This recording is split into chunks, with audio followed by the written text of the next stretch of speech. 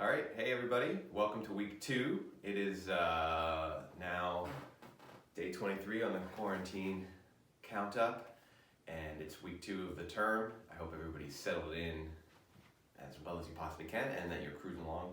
The term is going to go quickly, even though it never feels like it right here at the beginning. My experience is it always just goes along and then suddenly it's boom, it's the end of the term.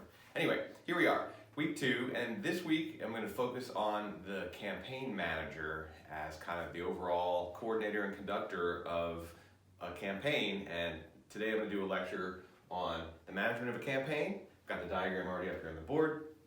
And on Wednesday, there's going to be a guest lecture interview with Rebecca Tweed, who is a very experienced campaign manager, both for candidates and for ballot measures. Now, one thing to note is that I have a diagram here of managing a campaign, and I have a candidate here, and there are 2 kinds of campaigns that we're going to cover in this class that exist in the world: candidate campaigns and ballot measure campaigns. A lot of what I talk about today is relevant for ballot measure campaigns, and I'll maybe note some places where in a ballot measure campaign there's even more emphasis on a particular kind of activity, but I'm going to focus on a candidate campaign because that is really the more common kind. Even though there are lots of ballot measures, there are way more candidates, and learning how to run a candidate campaign is kind of, I would say, more complicated and more central to our political system. So here's the diagram, and I'm going to go through all of it, but note that we have now the candidate, and the thing about the candidate is that in this model, when we're talking about managing a campaign, the candidate is actually one of the elements of management.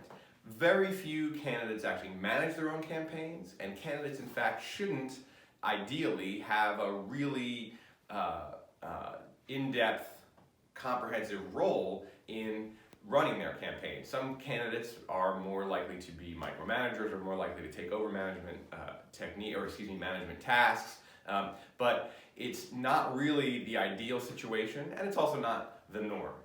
Now, one of the things that I'm going to focus on today too is what are the skills that are required to be a successful campaign manager. I have these up here in parentheses, and I will discuss them as they become relevant. I don't have any of the skills that are necessary to be a candidate, and we will talk about this, though this is largely a class in managing and running campaigns, not necessarily in running for office yourself. So that's kind of an indirect feature of what we're looking at in this class, is what are the skills that are necessary for a candidate to have. I will note about candidates, because in this model and in the discussion today, the candidate is actually a factor, a management factor, while the boss of the campaign manager and the boss of the entire campaign and the focus and purpose of the entire campaign existing, the candidate, him or herself, is a factor in this sense. There's all kinds of demands that are going to be made on the candidate to do what the campaign needs and wants. And the candidate is a human being, and the demands that the campaign put on the candidate might run into some of the human factors that are inside that particular person. It's very important for political candidates and people in public life in general to have boundaries. And that is one of the things that actually is told to people, and if you don't have boundaries, you quickly realize that you do need boundaries. And so those boundaries, and however the individual candidate sets those boundaries and maintains those boundaries are important, because without boundaries, there goes your emotional and psychological well-being, and that is actually supremely damaging to a campaign. So boundaries are necessary, but they're also obviously an obstacle for the campaign organization. That here I show there's two main lines of what is going into the candidate: where to go and what to do, what to say and how to say it. Some candidates are fully pliable and great actors, right? They just say, okay, I want to win this race. Send me where you need to send me, tell me what I need to do, tell me what to say, tell me how to say it, and then they have the acting abilities, the personality, inclination to be able to pull that off. That is a rare candidate, and in a way that's kind of the perfect candidate, is somebody who is able to be essentially put in the place where the campaign needs it and is able to do and say the things that are necessary for that, and that can also maintain boundaries so that their psychological and emotional well-being is at a high enough level that they can actually maintain that. Because that's, there's a sustainability problem with that as well. If you have a candidate who's willing to be essentially shuttled around and told what to say and how to say it, and they don't live their life in a way that's sustainable, there's going to be some kind of breakdown, potentially an actual meltdown, and obviously the worst of all things is a public meltdown. So some of what the campaign has to do is to make its demands on the candidate known and acted on, but also then having to contend with the boundaries that the candidate puts on, as well as the limitations that the candidate as a human being has to being told where to go and what to do, what to say, and how to say it. There are a number of different limitations to the extent to which the campaign organization can treat the candidate essentially like a puppet, a marionette. One is the candidate's ability to do that, right? Part of what you have to know is, well, I want my candidate to say this message to an audience, to a camera, to a small group of potential voters. I want them to say this with a deep level of empathy and to really connect with the audience. Now, empathy there's a spectrum of empathy. Some people have a tremendous amount of empathy, some people have almost no empathy at all, and most of us are somewhere in between, skewing towards one direction or the other. Your candidate can develop empathy over the course of a campaign, and actually political life, believe it or not, can push you in two directions. One of two, and I think actually in both directions. It pushes you to have more empathy because you are actually connecting to people a lot. You're meeting a lot more people, certainly not right now when we're all doing the shelter-in-place thing, but in normal times, and the future will come when this will happen again, people in elected office, people running for elected office are far more exposed to humanity, to actual people than the average human being. And that can promote empathy because what it does for you is it actually shows you what people are like. It shows you their struggles. It shows you people actually at a very vulnerable place where they're coming to you to either ask you to take on their issue or asking you for help or seeing if you're going to be a person who's going to actually help them. Excuse me. But it also can, because there's so much, it can actually also push in the opposite direction to reduce your empathy, to make people seem more like a problem for you to solve and less like human beings.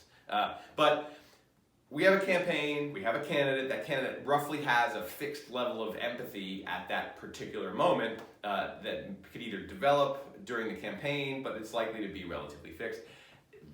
That's what you have to deal with. If you have a candidate who is maybe a supremely empathetic person inside, but isn't really good at projecting that to a camera, isn't good at having that shown in a public meeting because maybe they have a little bit of stage fright, isn't good at doing that in one-on-one or small group interactions because maybe they're socially awkward. A deeply caring person who has a lot of empathy might have all of those essentially campaign deficits, right? If you have stage fright, if you're socially awkward, and if you can't connect with people through a camera, and I will tell you that I'm learning a lot of the challenges of connecting with people through a camera because I'm doing it day in and day out now, recording these lectures in an environment that is absent what it normally has.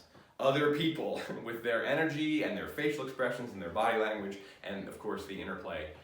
So I'm very much aware of the fact that it can be very challenging, and I actually have to say, I don't want to brag too much, but I feel grateful that I actually have a pretty quick ease with the camera. Doesn't necessarily mean I'm a natural or that I'm great at this, but I actually am able to kind of act in a way that I forget that there's no class out there, because I do a little bit of visualization. But from the point of view of the campaign, the candidate's ability to connect with people, if you need the candidate to be, I used empathy as one example. There's a lot of things that the campaign might want the candidate to need to do that they're going to have a variable level of skill at doing. So part of running a good campaign, and I haven't even talked about the manager yet, but obviously I've been talking about the campaign as it is telling the candidate what to do, where to go, what to say, and how to say it. That is all in the hands of the campaign manager. From the point of view of the campaign manager, the candidate has a set of skills and liabilities, limitations, has personal boundaries, also has potentially political and moral boundaries, right? They have a candidate has a conscience. Every candidate is a human being. And much as campaigns will actually sometimes skew into treating the candidate like, they should be this marionette that the campaign can move around, they are human beings, and human beings have all kinds of ideas about what they do and don't want to do. Not to mention the fact that this is the public face of the campaign. This is the person who has to get out there and do it. So if the campaign is telling the candidate, like, okay, what's really important right now to people is to feel as though the government is in charge, is calm, is looking at the hard facts, is listening to experts, and is capable of telling people the hard truths, right? These are all things that we want right now during the coronavirus pandemic, that we want and need from our political leaders. And obviously we're looking at the people who are speaking to us, and we're seeing that there's a hugely variable a huge range of abilities to do all of those important things. But let's say this is just actually like, a normal campaign, but the campaign says, like, okay, here's what you have to do. This is what people want. People want this sort of calm, strong, hard facts reckoning. If the candidate can't do that, or if the candidate says, that's not who I am. I'm not that person. I'm a person who's actually much more likely to be able to, or I need to, make people feel good, not to use just a little bit of fear to show that I'm a reassuring presence. Like, I can't do that. It's not in me. That's something that the campaign has to take into account, right? This is maybe not the best example to show, because it would be hard to see a candidate who's like, I don't want to seem reassuring, or I don't have it in me. That's not going to cross a boundary for most people for their conscience. But for example, if some of that is, okay, you have to play up the fact that this is a fearsome, dangerous time, right? There's a pandemic, there was a terrorist attack. Our analysis shows us that constituents in your district are afraid of, immigrants. They're afraid of whatever they're afraid of. We want you to speak to that fear and not necessarily drum it up like crazy, but we need you to speak to that fear and and acknowledge the reality of that fear and demonstrate that you are in fact capable of handling the thing that people are afraid of right now. A candidate might just say, I cannot do any kind of fear mongering. And you may say, but it's not fear mongering, it's just taking what people's fears are and reassuring them. It sounds like fear mongering to me, right? This kind of interaction right there is actually extremely common in politics. We tend to think, the general public tends to think of politicians as sort of power hungry, robotic, other types of beings. And some of them are, right? There's definitely some people who are power hungry and robotic, or they're such good actors they can do whatever they need to do, and they just shove their conscience to the side, or they don't have a conscience in the first place, or their conscience doesn't have dictates that ever run into what the campaign needs from them. But that's going to happen all the time. This brings me to, I would say, the sort of first, last, and ever-present skill and activity of a campaign manager, and that is candidate management.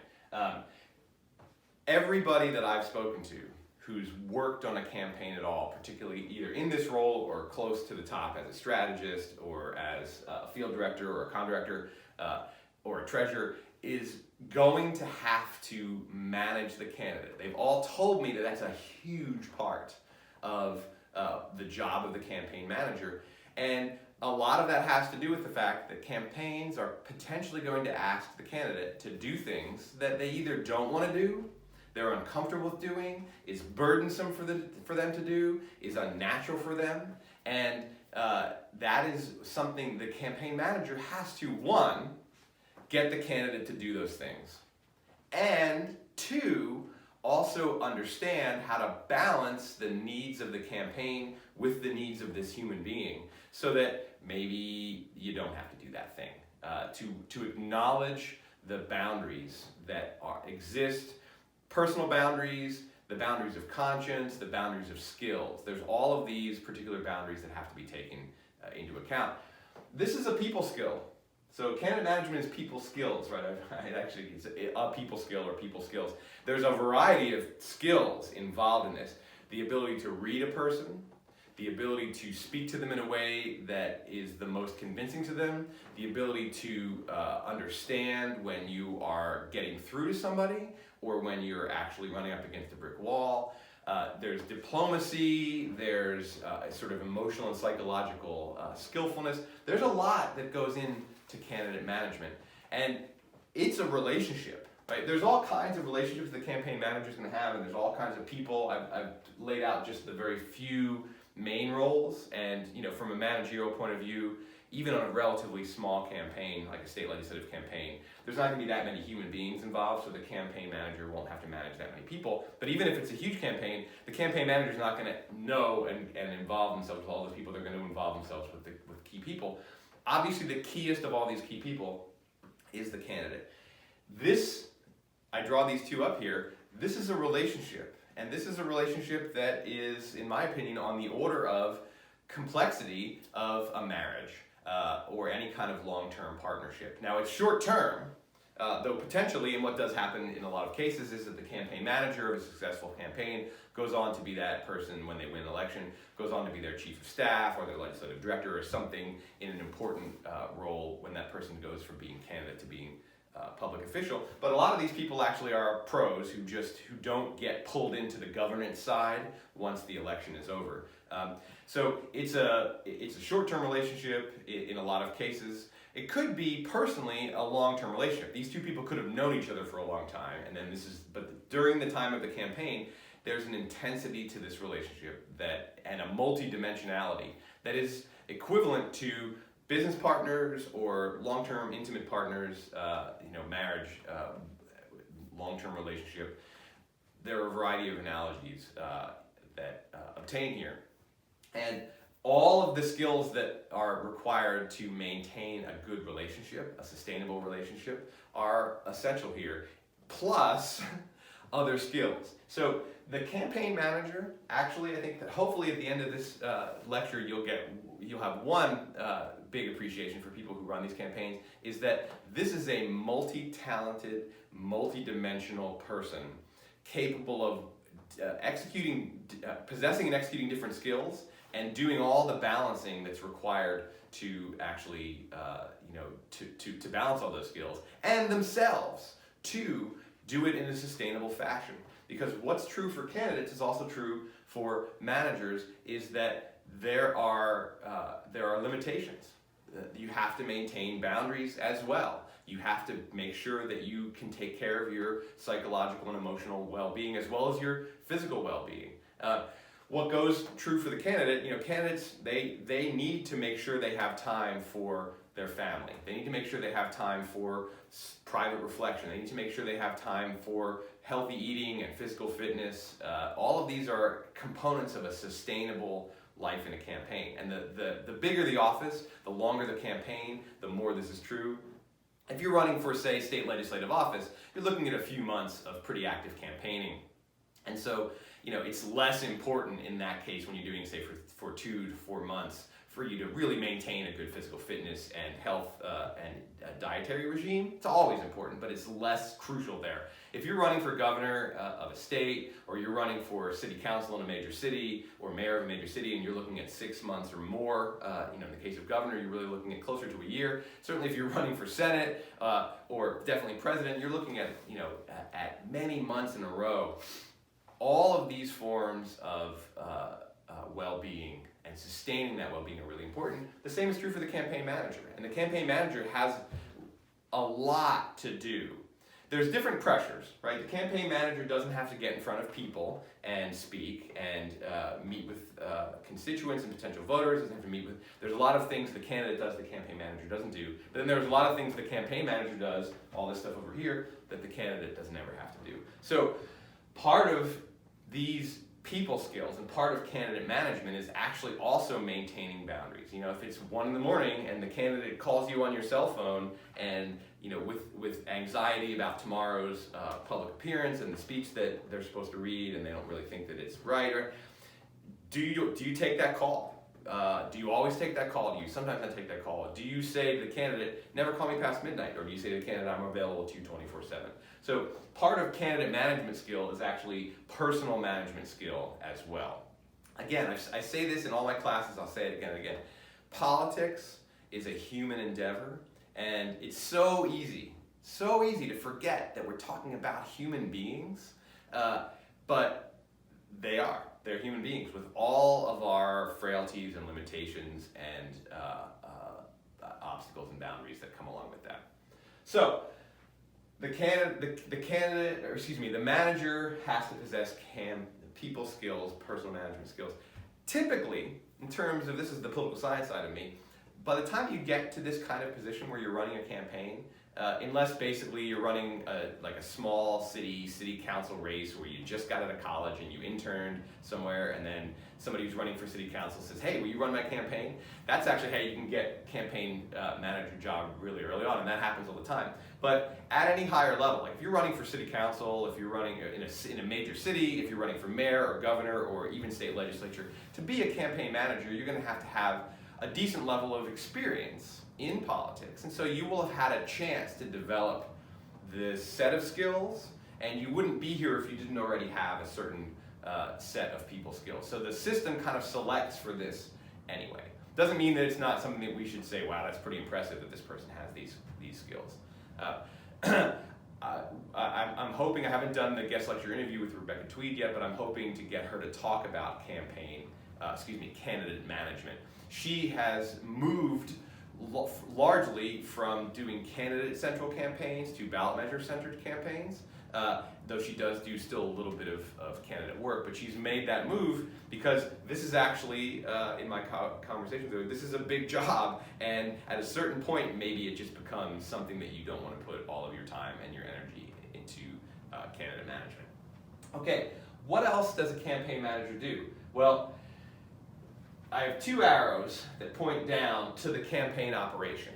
Okay, and I'll just quickly review what the campaign operation looks like. This is a slightly different, simplified version of the diagram that I had in the last lecture, showing the three major containers of a campaign: fundraising, organization, and communication, and then the paid pros who are in here. I'll note quickly the connections, the internal connections. I haven't made this as complex as it really is in reality because I didn't want to muddy the diagram too much, but the fundraising box is led by a treasurer, the organization box is led by a field director, and the communications box is led by a communications director. And there are different titles that associate with these, so this is not exactly the org chart for all campaigns, but it's the general one. In even a small campaign, you really want to have 4 people, right, at minimum, right? Somebody doing the management, somebody as the treasurer, somebody as the field director, and somebody as the communications director. Now, in a small campaign where there's only those 4 people, that will actually simplify the interpersonal task of coordinating and managing this, but it also means that you don't have necessarily as big of a specialized skill sets, because the communications director isn't necessarily a person who knows how to write a speech or who knows how to write a script for a radio or television ad, or certainly knows how to produce one. So hopefully there are going to be other people. A communications director should have some savvy in social media, but isn't necessarily the social media expert. Anyway, it'll be these 4 people are kind of at the C-suite level. These are the executives of the campaign. This is the chief executive. These are the other high-level executives. Then the paid pros are the people who the campaign pays to do things like provide demographic and strategic analysis, polling, focus grouping, messaging help, that kind of thing. I talked about that last time. And we'll look at messaging in a deep way, multidimensional way, in part 2 of the class. And I'll be interviewing some people who actually are these paid pros who do this thing. But the treasurer connects with the field director in terms of events. Like, the field director is in charge of events. Some events are public events that are intended to generate support and votes and do coalition building. Other events are events that are intended for fundraising, and of course fundraising events can also have that component of public component of building coalitions and getting endorsements and support. The treasurer obviously also gives a budget to this person and a budget to this person. And the communications director aids in the social media aspect of fundraising. Now, these are not the only interconnections between these three sort of primary managers of each of the important boxes of a campaign, but already what this shows is that there's going to be communication among these, and one of the things that the campaign manager needs to do is to coordinate that. Right, this is there's coordination to make sure, one, that there are good lines of communication. Two, to make sure that that communication is being used. Three, to make sure that the people are listening to each other and actually following through on what they need from each other. And if they don't follow through, managing the conflicts that arise there, the hurt feelings, the fact that, like, I'm the treasurer, and I said, I need more social media support in raising and getting small dollar donors, and the communications director's like, yeah, we'll get to that, we have more important things to do. The treasurer's like, there's nothing more important than raising small dollar donations, how do you think that we're paying for your stuff? That's the kind of potential conflict and hurt feelings, and there's, you can probably imagine innumerable other kinds of conflicts and hurt feelings that happen. This is a workplace. Many of you, if not all of you, have worked in the workplace where you had to work with other people. You're on teams, you're in a hierarchy, or you're in some kind of structure where people rely on each other for what I have to do, relies on what you have to do. A campaign is absolutely an interdependent, team-based work system with a very high-pressure, short-term, goal-oriented type of endeavor, which probably some of you have jobs like that. Others maybe don't necessarily have jobs that are that high pressure or that particularly goal-oriented. But you can imagine very easily all kinds of hurt feelings. Now, I've put oversight and coordination as an administrative skill. One of the sub-skills of administrative skills is actually a certain kind of people skills. Managing interpersonal conflict, managing hurt feelings, managing different personalities, right? Let's say that we have a very laid-back communications director, really good at figuring out messaging that will reach voters, really good at knowing how to write speeches and how to turn what the paid pros are telling them are the strategic needs into messaging, but really laid back, right? And, deadlines are adhered to, but maybe not necessarily with a high level of urgency. And we have a very type A, driven, aggressive treasurer, and that's going to create a personality conflict. This is probably a very common one that maybe many of you have been on one side or the other, or you've seen friends or siblings or coworkers have this particular kind of conflict. It's absolutely the campaign manager's job to handle that kind of, let's call it personality disconnect, and then also any of the fallout from that particular personality disconnect. Campaign is a team, it's also a family, and families bicker and fight, and in the case of a family, that's just kind of what it does. In the case of a campaign, that kind of bickering and fighting, coldness, not returning texts, blowing up in the office or blowing up over telephone calls, that kind of thing can be really detrimental. That spins off the energy of the campaign, right? An important resource in a campaign is energy. Money is an important resource, energy is an important resource, dedication is an important resource. All of those resources need to be managed and marshaled and used as efficiently as possible. And it's the campaign manager's job to do that. So that's an administrative skill, is making sure that the resources are being utilized in their most efficient manner. But that administrative skill brings with it also a set of people skills. And they're related to, they're adjacent to, but different from the people skills that the manager has to use in relation to the candidate. The thing here is this is a relationship, and so is this. But this is a boss relationship, and this is essentially a collaborative relationship, and that's obviously very different. And then the boundaries that a candidate, the boundaries that a candidate has that the campaign manager has to face and deal with are different than the kinds of boundaries that happen in here. Also, these people, unlike the candidate, are potentially expendable, right? You don't want to do this.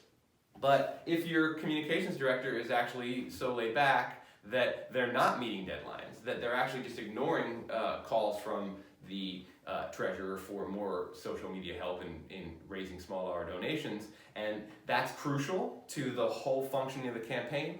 It may just be that the manager has to get rid of that communications director and find a new person. And often these people have worked together before, and they have relationships that are long-term, and it's like firing a friend. It might be hard to fire a friend, but you can't fire the candidate. The candidate can fire the campaign manager, and that does happen, though in successful campaigns, there's less turnover at the top than in unsuccessful campaigns. But that's an administrative, managerial, also a people skill is, well, when has this conflict gone too far? When is the laid-back communications director, or, let's just flip it. When is the laid-back treasurer? The treasurer's like, yeah, we're fine. And the campaigner's like, no, we're not fine. We need more money. The last month is coming up. We're going to need a bigger budget for airtime because our analysis tells us that there are a lot of persuadable voters, and our polls show us it's really close, and that if we actually reach these people and in a big way, these persuadable voters, and we have to do this on paid media, we need money, right? And so a laid-back treasurer is not going to be able to do this. Now, I can multiply these examples 1,000 times, but I think that you get the point that what is going on is that the campaign manager has to make sure that there's fluid, peaceful, productive cooperation going on, and that's the coordination. Now, the oversight piece, and this is even just a little bit more traditionally administrative, the oversight piece is just making sure that the things that need to get done are getting done, and that priorities are set and maintained, and that priorities are juggled when necessary, right? A campaign has one deadline, election day, but there are also all kinds of other micro deadlines in between there. For example, when we're talking about endorsements, there's the time when the newspapers, the relevant newspapers, are going to be issuing those endorsements, and so getting that endorsement, or even having a chance for it, you have to have an earlier meeting with the editorial board, so that's a particular deadline. Preparing the candidate for the endorsement meeting is a high priority, as opposed to preparing the candidate for going out and meeting potential fundraisers at that moment, and then when that's gone, then meeting potential fundraisers might become the new priority.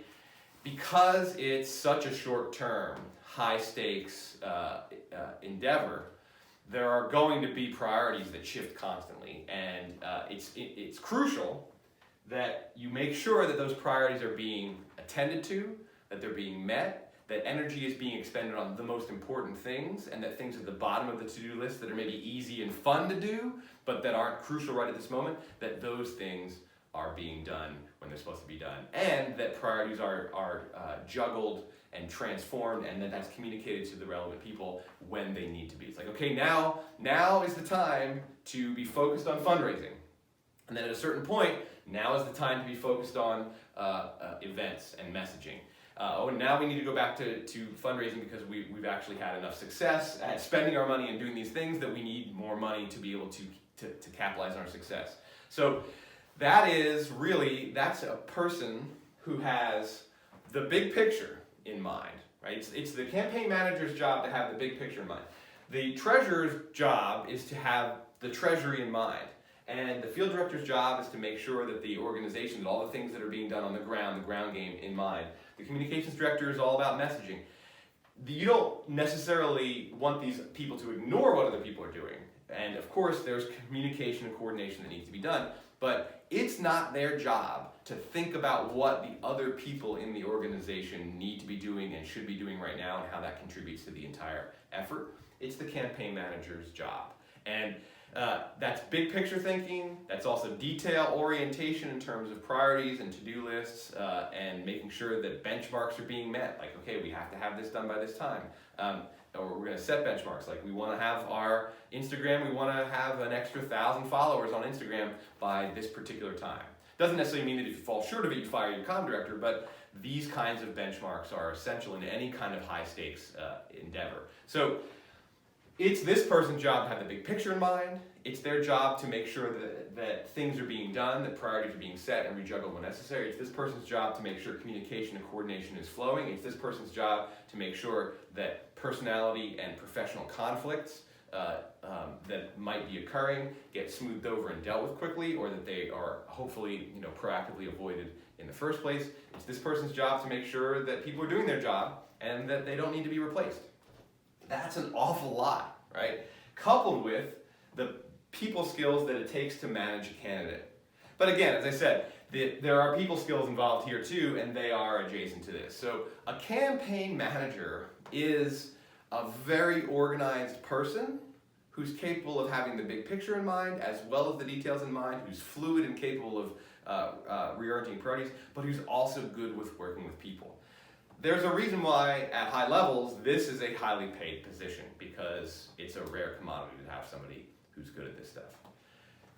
Third set of skills. It comes, this is probably what most people think a campaign manager is supposed to do. And actually it is, I think it's the third most important thing. I think candidate management is the most important. Close second is organizational oversight and coordination.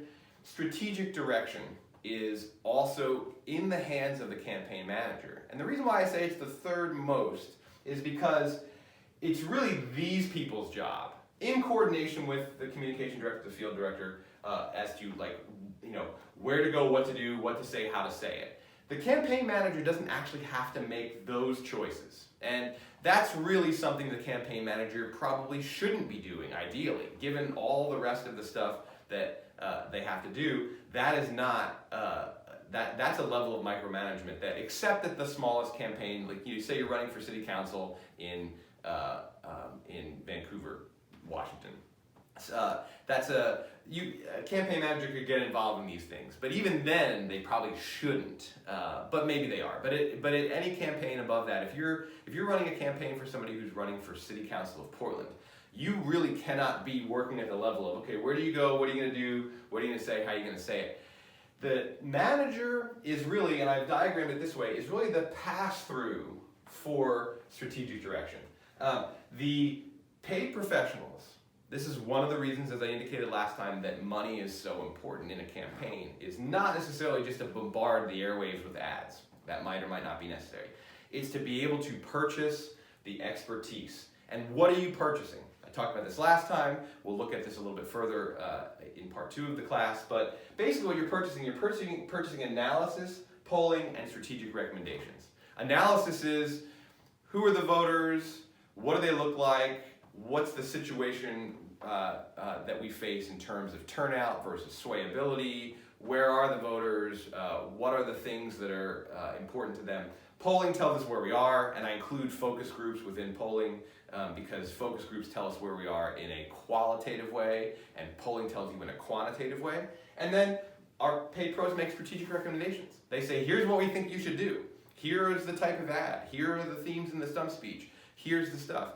Sometimes they'll actually also be paid to enact some of those strategic recommendations. So they could not just tell the communications people what to do and give them recommendations, but actually be part of the endeavor. Like you might have a paid outside speechwriter, for example, instead of either a poorly paid intern or a college student, depending on the level, or an internal professional speechwriter who's actually in the communications department. So there's different campaigns have the organization in terms of outsiders and insiders varies quite a lot. But at its very base, the paid professionals are providing, and the reason why they have analysis and polling is because it feeds the strategic recommendations. That's really what they're doing.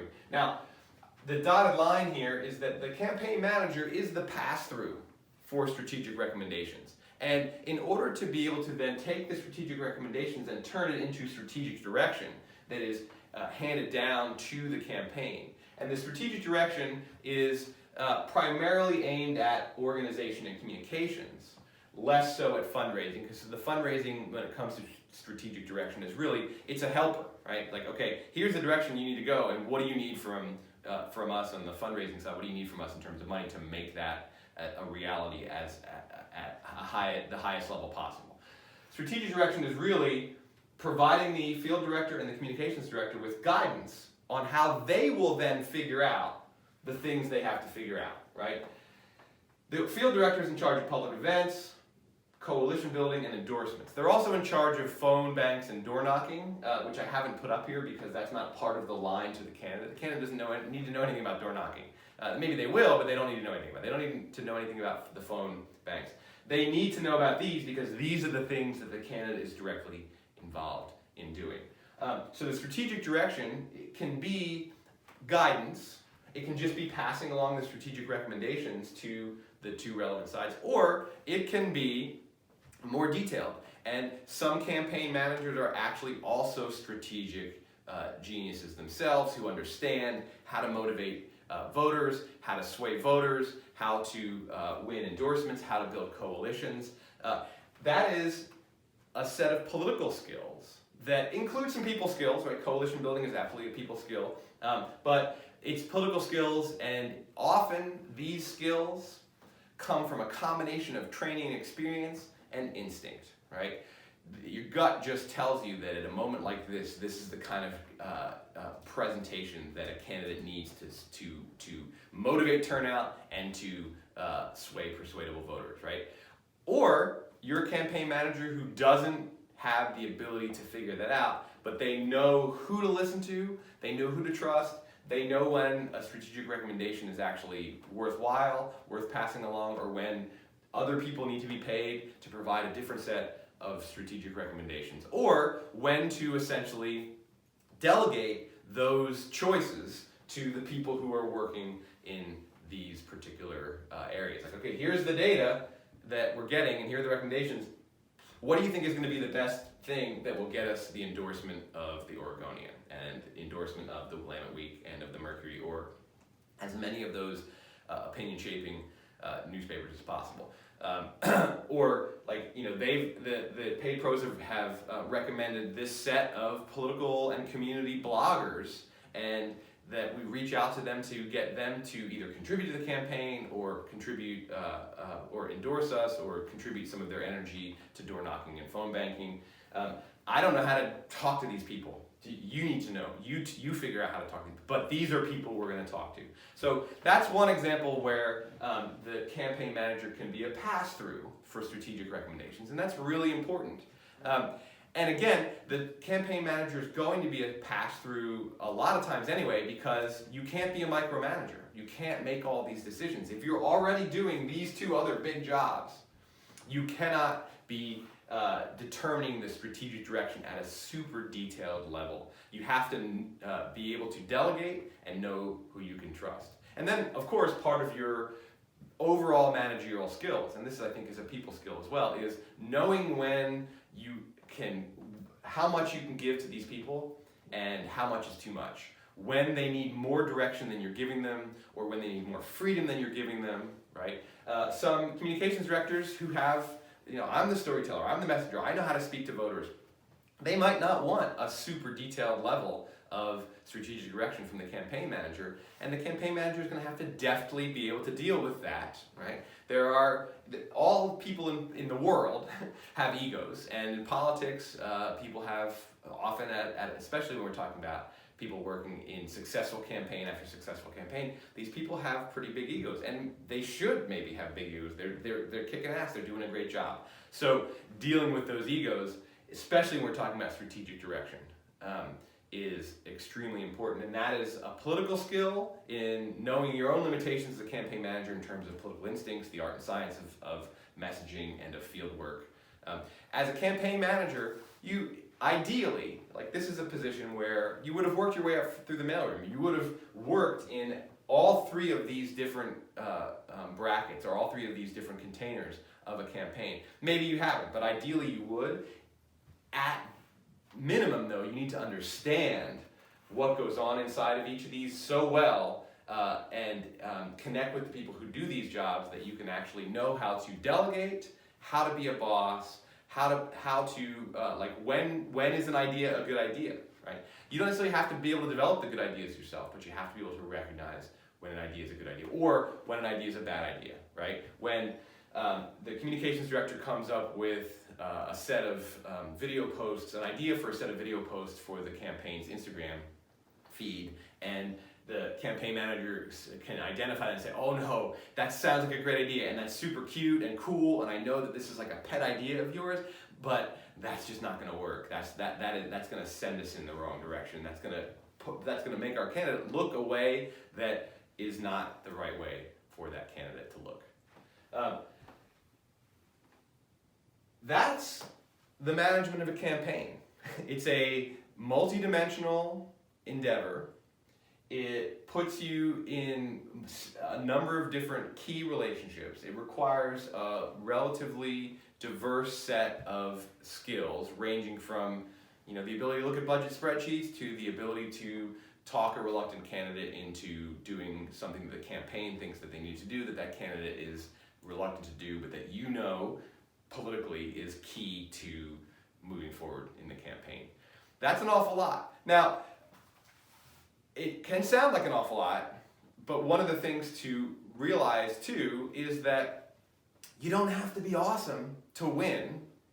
And it could be that, let's say we have a 2-candidate race, that both campaigns are being managed at a mediocre way. Someone's going to win anyway, right? Ideally, you want the most badass, diversely skilled, experienced, intuitive, diplomatic campaign manager possible to run your campaign. But you can win without it. And campaigns, like any kind of entrepreneurial venture, which is really what a campaign kind of is, it's an entrepreneurial venture, they can succeed by limping along, by having people yelling at each other in the office, by having these conflicts, by having strategic recommendations that maybe aren't the best ones, by not having enough polling, by having a campaign manager who's not able to talk the candidate into doing all of the appearances that the field director says that they need to do all this stuff. That you can have failures at every level, and you can still win, or you can lose. And of course, the real ideal in politics is to, 1, make sure that you win every race you should win. 2, win the races that are up for grabs.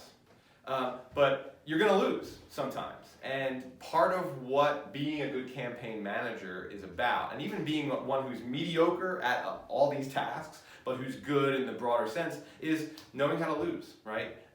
Being able to lose. You're going to lose in politics. Very few people never lose. And the ability to lose. Also, the ability to have things go to hell, right? To have your treasurer and your comm director fighting. To have a field director who basically just isn't very deadline driven, and so, oh shit, really? You let the Willamette Week editorial meeting for the endorsement pass without making sure our candidate was adequately prepared, and you said, oh no, it's today, and you got him in a car and you got him over to the editorial board meeting, but you hadn't done enough preparation for how the candidate should speak to this editorial board, what kinds of answers are good, what's likely to get this key endorsement.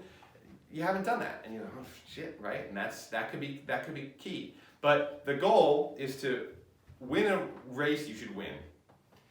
And then if you can win races that are up for grabs, you can't win some of them.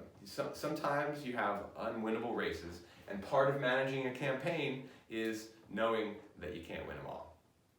All right, that's kind of, I don't know if that's a super dark way to end today's lecture, but it's a little bit of a downer. But just know also that this job is also extremely exciting, and that's one of the coolest things that you can do in politics. Some of you maybe will run campaigns someday. I hope that a lot of you do. I think that probably why you're in this class is that you're interested in this side of politics, and so this is one of your ambitions. I've never done it. I may someday do it. At one point in my teaching career, I was like, I'm never going to get myself involved in campaigns. Now it's calling to me. I've never done it before, but I've met a lot of people who have, and it really is a pretty amazing job. And we're going to hear from somebody who's been doing it for a long time and doing it very successfully, and hopefully I'll be able to interview out of her a lot of great insights. That'll be our Wednesday guest lecturer, Rebecca Tweed. Until then, as I say these days, stay safe, stay healthy, stay not crazy. Like the stay not crazy part, that's my addition to it, because I recognize that social distancing can bring with it potential craziness aspects. So stay safe, healthy, and not crazy, and I'll see you next week.